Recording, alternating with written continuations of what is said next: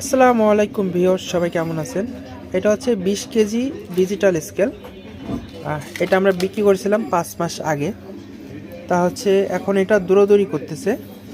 তা হচ্ছে যে কারণে আপনার দৌড়াদৌড়ি করে সেটা হচ্ছে এই যে ইঁদুর অথবা তেলাপোকা এর ভিতরে যখন ঢোকে তখন এই সার্কিট শর্ট হয়ে যায়, অথবা এই যে লোড সেল থাকে যেটা লোড নেয় এটা আপনার তেলাপোকা খেয়ে ফেলে, ইঁদুরে খেয়ে ফেলে। এই কারণে তো হচ্ছে এই কারণে কিন্তু আপনার বেশিরভাগ সমস্যা হয়। এর জন্য আমি বলি সবসময়ের জন্য কাস্টমারকে যে প্রতি সপ্তাহে একদিন হলেও আপনার স্কেলটি রোদ্দুরে দেবেন। ইঁদুর তেলাপোকা যদি ভিতরে থাকে, তেলাপোকা থাকলে আপনার বেরোয় যাবে, আর ইঁদুর থাকলেও বেরোয় যাবে। অনেক সময় গরমে ওরা সহ্য করতে পারে না, আর সার্কিটটা অনেক সময় ভালো থাকবে।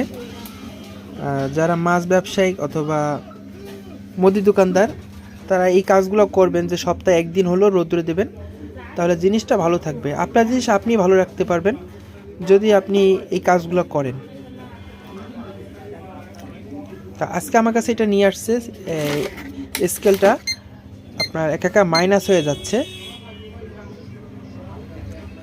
আমি যখনই আপনার 500 গ্রাম দিব, এই যে 500 গ্রাম দেওয়ার আগেই মাইনাস হয়ে যাচ্ছে। এই দেখেন একা পয়েন্ট উঠে যাচ্ছে।